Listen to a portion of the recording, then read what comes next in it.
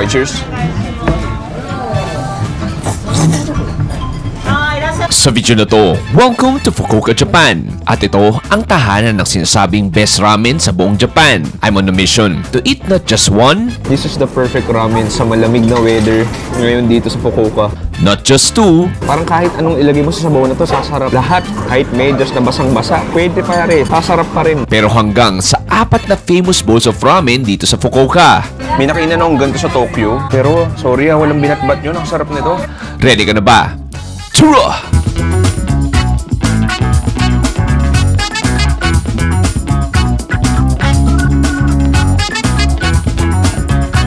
Fukuoka is world famous for Hakata ramen, or a style of tonkotsu ramen characterized by a rich, milky, white broth and thin, firm noodles. Marahil pamilyar na kayo dito dahil sa Pilipinas nagkalat na rin to. Katulad na lang ng Mendokoro ramen ba? Or if nag-Japan ka na, dito ang unang branch ng Ichiran ramen. Pare, isang magandang umaga. Welcome back to Japan. Yup, nasa Japan na naman tayo, pero this time, first time natin dito sa Fukuoka Prefecture, dito sa Kyushu Island, one of the largest islands sa buong Japan. Ang Fukuoka, Japan is a major city in Japan located in the northern coast of the island of Kyushu. At sinasabi na nagsimula daw dito ang konsepto na tinatawag na tonkotsu aka Hakata ramen noong 1930s sa isang yatay stall. Sinasabi na aksidente daw ang pagkakagawa ng sabaw dahil sa sobrang pagpapakulo ng pork bones. Kaya naman naging concentrated, white and creamy ang pinakakaldo ng ramen. At simula noon, ito'y nadisenyo para sa mga busy dock workers sa Hakata Port. Pero ngayon, ang global presence na itong ramen style na to ay talagang ibang level na. Nagkalat na, kaliwat kanan sobrang dami na nagbebenta ng ganitong style ng ramen.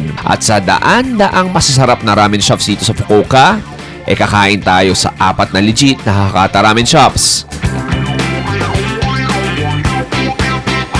Okay, Pops, touchdown tayo dito sa unang ramen shop natin dito sa Fukuoka. Nandito tayo sa legendary Hakuryoken, Pops.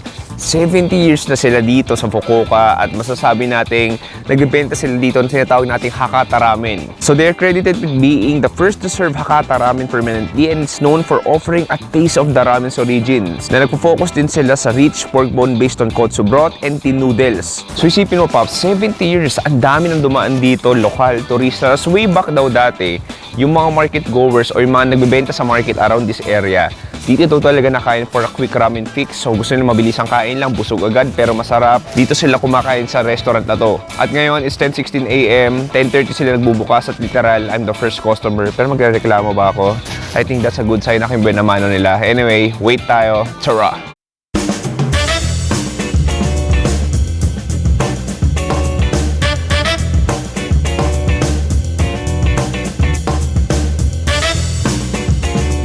Ayan pare, I think bukas na sila. Sige, try natin. Ako yung unang customer, literal. Pwede mas open? Arigato. Wow, ang ganda. Napaka-old school nung vibes. Old school nung vibes, ang galing. Ano, order tayo.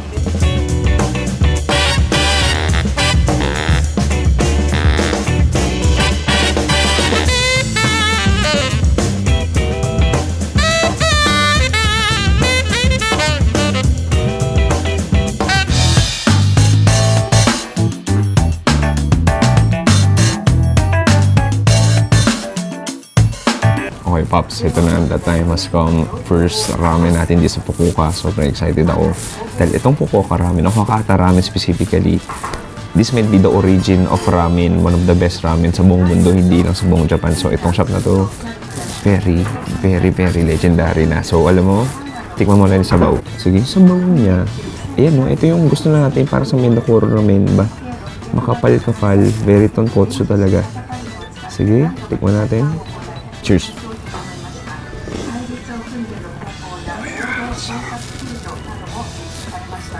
Welcome to Fukuoka. Alam mo, nakakatuwa ako yung unang customer. Then after a few seconds, bigla na lang may mga pumasok na 4. Tapos pansin ko mga oldies talaga, mga, kumbaga sabi natin mga senior citizen na panregado, nakailang bowls ng ramen na sila dito. Pero sarap pare, sobrang rich. That pork bone stock, as in, alam mong nanot na yung lasa ng baboy. Medyo creamy din siya, parang may konting pagka-milkiness din siya at oiliness. Pero gusto kong tikman yung pinaka-noodles natin. So makikita mo, sobrang simple lang eh. May dalawang slices ng pork dito. May onion leeks tayo, mushrooms, and then that signature tin noodles dito sa Hakata. Sige, tikman natin. Cheers, pare.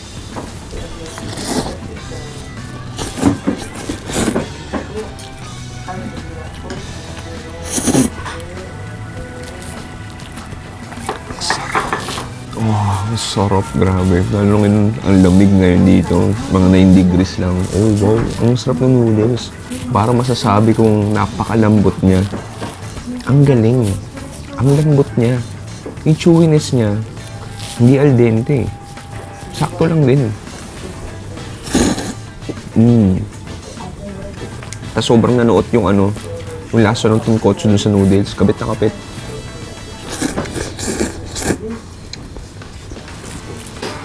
Okay, this time, gusto ko try with that pork.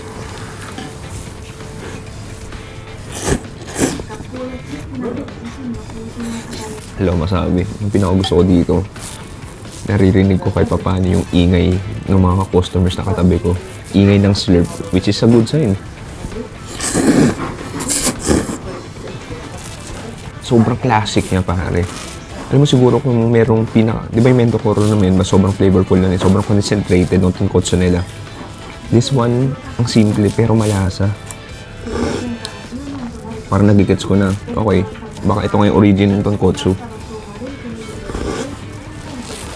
Isipin mo, 70 years. It's a good sign. Nakalimutan ko sabihin, yung parang extra noodles na yan, mushroom siya.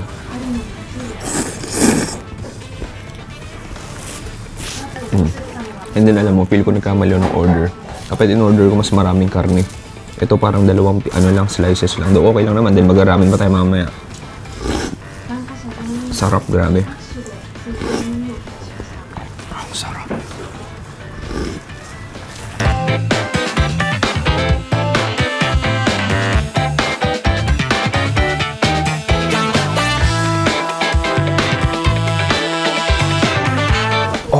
Pare, that was a good start. Ang sarap, ang simple, ang tahimik. Actually, tinry ko talang hinaan yung boss ko. O yan nagpaalam naman ako. Alam mo dito, magtatanong iba, Chewy, paano ka nakakapag-vlog sa Japan? Di ba medyo stricto sila dyan? To answer your question, yes, they're very strict. Kaya naman bago kapag lalo na yung camera ko malaki. So magtatanong muna ako, papaalam muna if I can shoot. May mga iba akong napuntahan na sabi pwede mag-vlog pero bawal kita yung mga customers, ako lang daw, which is okay lang din naman, at least pwede. Ito katulad nito, very lenient naman sila, feel ko sanay sila sa turista so hinayaan naman nila. Pero let's go back to the ramen. Ang simple, ang flavorful, ang concentrated, ang rich.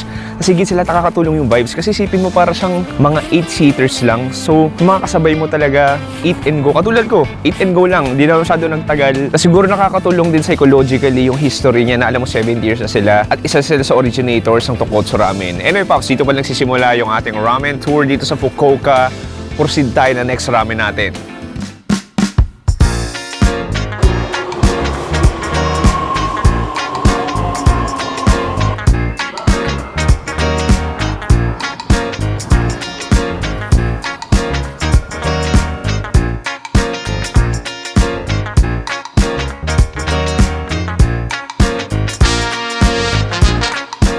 Okay pare, touchdown tayo dito sa second ramen shop dito sa Fukuoka. Nandito tayo sa sobrang sikat, literal, dahil ang haba ng pila ngayon, lunchtime, nandito sa Hakata Iso. So Hakata Iso, kilala rin sila obviously sa kanilang Tonkotsu Ramen or Hakata Ramen. Pero dito tinatawag ito ng mga fans nila na coffee cappuccino dahil yung texture daw niya parang cappuccino na parang medyo frothy siya. Anyway, not as bad sa haba ng pila na-expect ko. Siguro mga pang 9 ako, in-expect ko mas mahaba pa. Dito sa Japan, kailangan mo talaga ng konting patience sa waiting game para lang makakain ng masarap na pagkain dahil yung mga gantong ramen shop. Anyway, hintayin natin.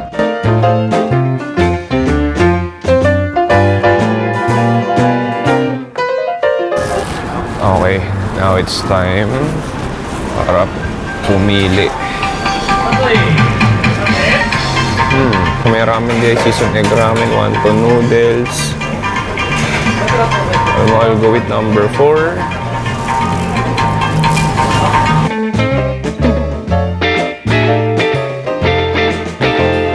Ayan, Pops, may liwanag na. Mukhang next na tayong haba na ng pila sa likod.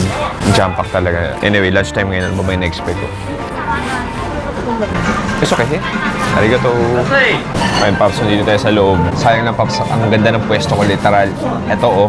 Kung pwede ko lang pakita sa inyo, literal na sa harap ko, ginagawa yung pinakaramen ngayon. Though, nagpaalam ako, sabi nila, hindi daw pwede yung malaking camera. So, cellphone lang siguro gamit ko pwede. Arigato. Anyway, ito na yun. Arigato.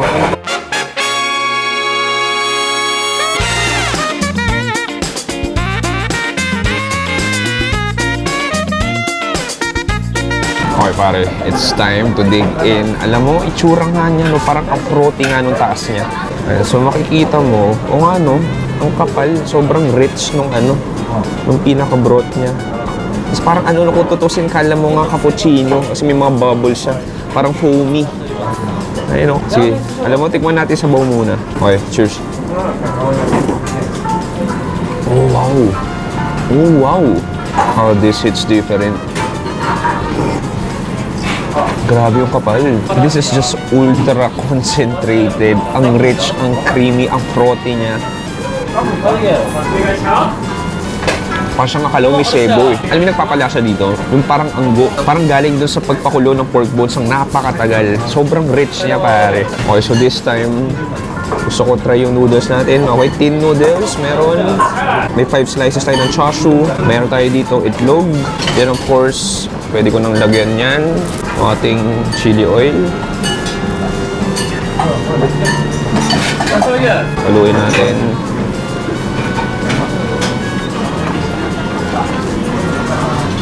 And then, tikman natin yung noodles muna. Okay, cheers pare.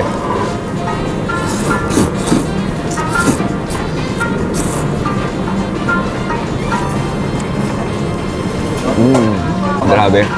Ang galing. Not too chewy. Malambot, manipis. Walang yung sarap. Grabe yung yung pinaka-broth niya talaga. Ang kapal. I mean pare, this is the perfect ramen sa malamig na weather ngayon dito sa Fukuoka.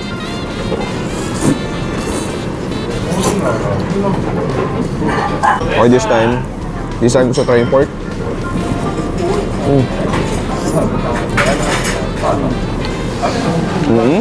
Galing. Medyo maalat siya, no? Not the most tender chashu, pero masarap dun yung taba, pare. Ako lang masabi doon sa sabaw, ang sarap. Parang kahit anong ilagay mo sa sabaw na to, sasarap. Ilagay mo ng durian, monoblock, hollow blocks, lahat. Kahit medyos na basang-basa, pwede pare. Sasarap pa rin.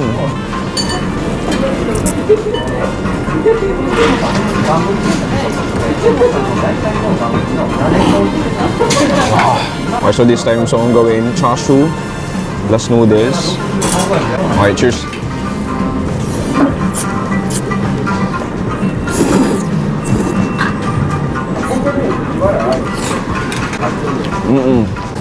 Ang concern ko lang dito, medyo may kaalatan yung chashu nila. Tapos sa akin parang hindi na dapat gano'n kasi maalat yung pinakasabaw. Itlog. Of course, the classic ramen egg, sobrang creamy inside.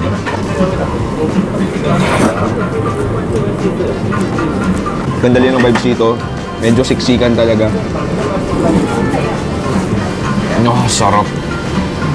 Unahan ko na kayo, walang Ichiran ramen sa ramen tour na to. Dahil una sa lahat, medyo mainstream na yung Ichiran. Though, yung Ichiran dito nagsimula yun. As in, dito nagsimula. Though, di ko na siya na-try. Dahil na-try ko na siya ilang beses. And then, at the same time, medyo mainstream na siya. Tsaka di na sa gano talaga pinupunta naman lokal. Usually, mga turista talaga. So, gusto kong daling kayo sa mga ganitong klaseng shop, yung mga paborito ng mga lokal.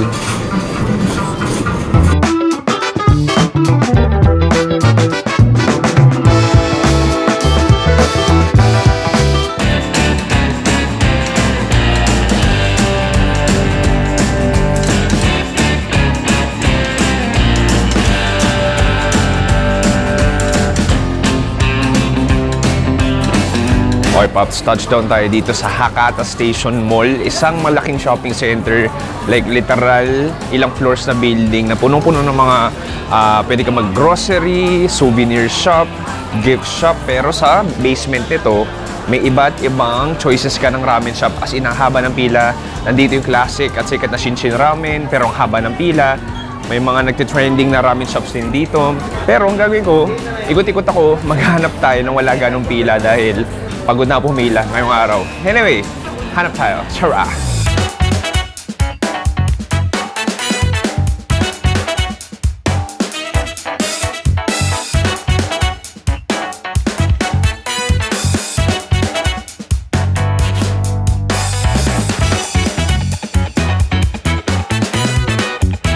Okay, Pops, after ko mag-ikot-ikot, ang haba ng pila sa mga ramen shop. Pinakita ko dito, wala ganong pila, pero might as well try na rin natin dahil puro mga lokal yung kumakain. So, minsan mga ganon eh. Di porket may pila, masarap. So, try na rin natin.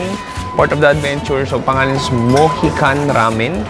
So, medyo maiksi yung pila niya. So, classic lang yung menu nila. May Hakata style ramen sila. Ito parang may mixed noodles din sila na walang sabaw.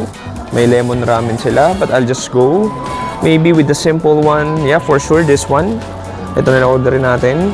Kahit wala to ganong pila, pili ko na masarap naman to.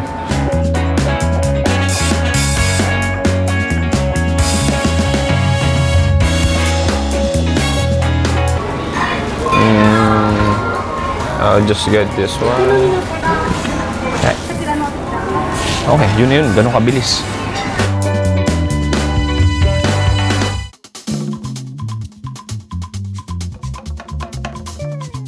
Okay pare, third ramen for today for this episode. At alam mo ang itsura niya, simple lang, nothing fancy, nothing extravagant. I'll just go with the broth first. Mukhang masarap naman. Cheers. Kakaiba. Alam mo so far, lahat ng sabaw na nakain natin ngayon kahit Hakata ramen sila, parang ano yan, parang adobo, sinigang, iba-iba. Iba-iba yung recipe. This one, paano ko masasabi? Definitely milkier siya. Lighter. Not too concentrated. Pero masarap. Nandun pa rin yung pork bone, anong flavor. Okay, wanna dig in sa noodles natin. Look at this classic tin Hakata ramen. And then, may chashu tayo dito na may chili. Haluin natin yung chili. Pabara natin. Look at that. Okay, tikman natin. Cheers.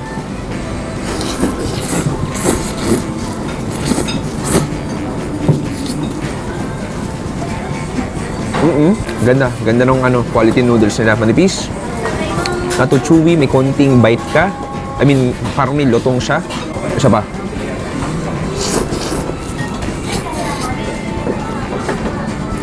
Tikman natin yung chashu niya.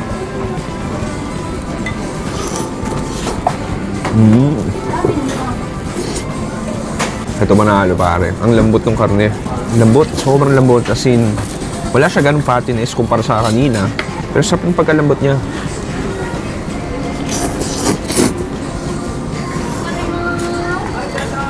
I mean, I'll be frank, it's not the most flavorful, pero masarap pa rin. As in, alam mo di ako nagsisisi na kahit sabihin mong hindi ko nakainan yung mga mahaba pila, dito pumila. Hindi ako nagsisisi, masarap pa rin.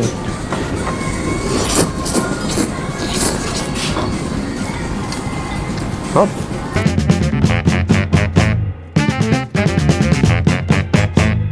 Okay pare, that was a great find. Hindi ako nagsisisi na kahit wala ganong pila. Actually, alam mo, kanina nung kumakain na ako, nagkaroon siya ng hindi mo sobrang haba, pero nagkapila na siya. I mean, not the most flavorful ramen for today, pero very comforting, masarap pa rin, as in walang tapon. Sabi ko nga sa'yo sa Japan, lalo pagdating sa ramen, mahirap kumain ng hindi masarap. Siguro kung pag hindi masarap yung ramen nila, sobrang lala na nun. Anyway, Paps, di pa natatapos yung ramen tour natin. Tuloy-tuloy pa rin to ngayong araw, di ko na kaya. Tutuloy natin to bukas, see you tomorrow.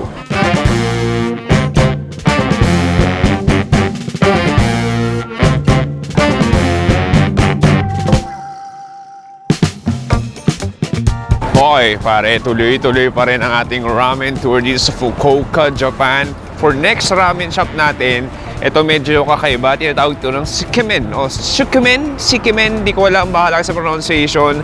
So basically, dipping ramen to. Itong ramen shop na to, like pinipilahan talaga siya. So good luck sa akin. Pero ang catch dito, mga 2 PM na. Kaya sana nag-die down na yung pila. Anyway, nakikita ko na yung pinaka-shop natin. Tara!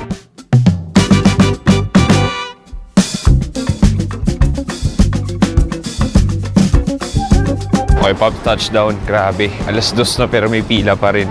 Pero feel ko mas maiksi na to kaysa sa in-expect ko. At yeah, anyway, tingnan natin. Arigato! So ito, yung pinaka-menu natin. Okay, you can choose the amount of noodles. Ito yung mga add-ons. And then, pwede ka mamili ng spiciness. Pero alam mo, gusto ko yung classic lang. I'll just go with this one, yung 1,350 yen lang. Yup, I think that's good. Okay, may pila siya pero medyo kaya naman, mabilis naman yung andar.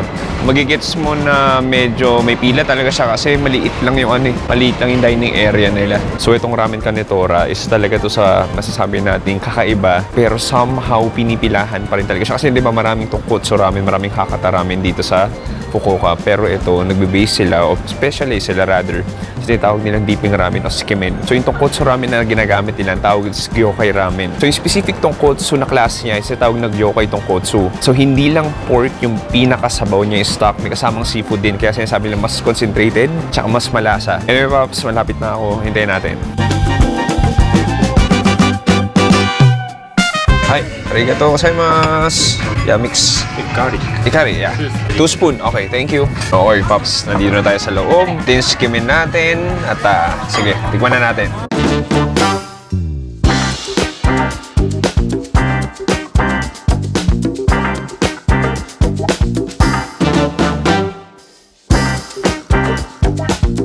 Okay pare, let's dig in. Ito skimin natin. So in order, pwede ko mamili ng spiciness. In order ko, yung tinatawag din ng crazy spicy. Meron pang pinaka-spicy.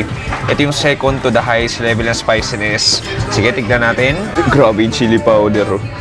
Ang ginagawa dito, minimix yan. Hinahalo talaga siya. Okay, may mga chashu siya. May mga pork tayo dito. Haluin siya. Kahit yung nori, babad na rin natin. And then sabi ni Kuya, may garlic tayo dito. Lagyan daw natin ng 2 tablespoon. 1 and 2. Let's mix it again. I-mix natin. And then, let's dig in. So, gawin mo. Grabe yung noodles nila. Ang bigat, no? Cold noodles to, eh. And then, what you can do, dip it in. I-dip mo siya. Okay, nice. Okay, Pops, tikman natin. Cheers.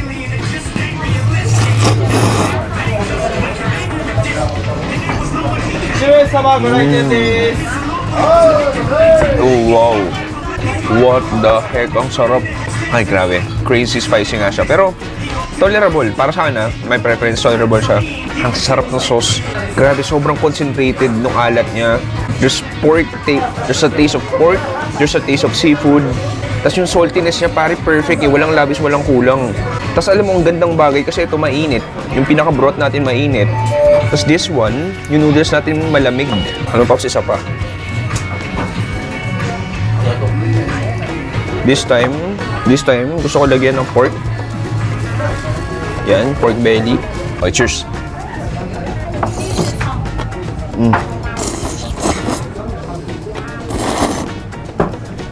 Oh, sarap. Panalo.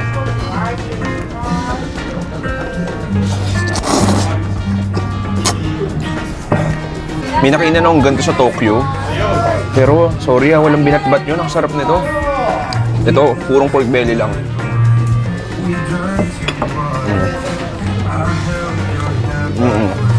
Ang lambot.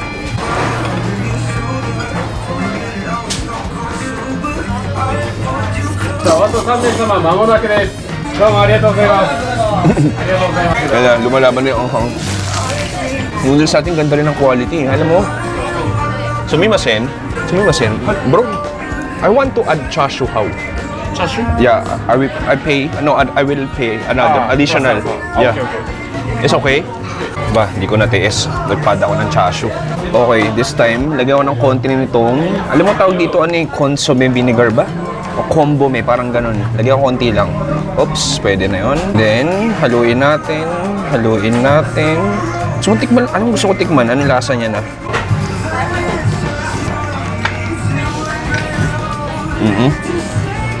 Oh, sarap. Ang sarap ng parang suka niya. Nagbigay ng extra fishy flavor. Okay, I'm ready. So, ito, yung chashu na pina-add ko. Let's dip it in here. I-dip mo lang. I-coat mo nung pinaka-sauce. Let's get some... Kuha tayo ng noodles. And then, okay. Ito na yung chashu natin with noodles. Okay, cheers.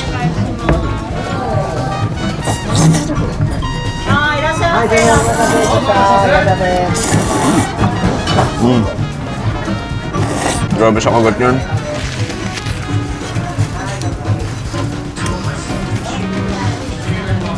Oh, grabe. Yung chashu natin, simple lang eh. Binoiled lang siya. Hindi siya sobrang lambot, to be fair. Pero bagay pa rin, sarap. Oh, grabe yung anghang. Might be one of the best ramen sa nakain ko. Hindi lang sa Fukuoka. Pero maging sa buong Japan. Yung mga nagsasabi na pumila daw talaga dito, sulit o yung pila. I can assure you, sulit na sulit yung pila.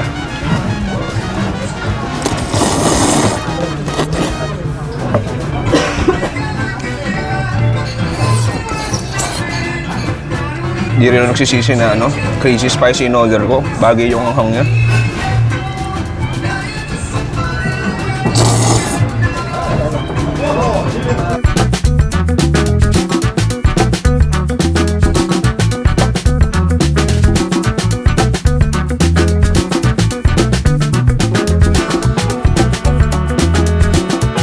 Oh yeah. Arigato. Oh wow, my mouth is burning right now. Arigato gozaimasu. My mouth is burning right now. Oh, sarap.